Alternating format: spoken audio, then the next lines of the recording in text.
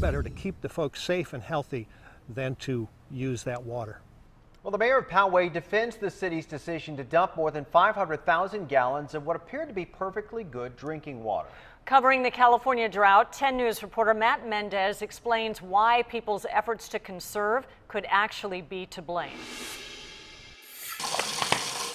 Water wasted. About 550,000 gallons of drinking water sitting in this tank, the city of Poway says had to be released into a nearby canyon.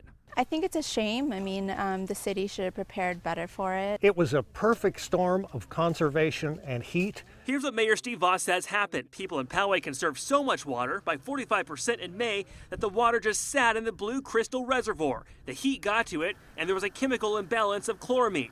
Because of state regulations, the city says the water was not safe for you and I to drink.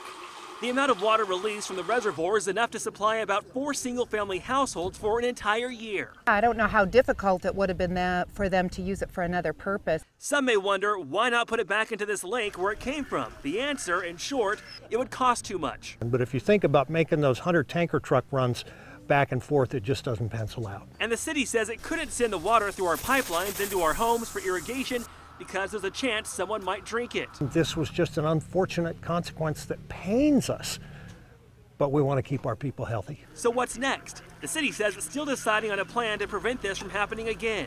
It's looking into a standalone recycling system, but that would cost more than $1 million.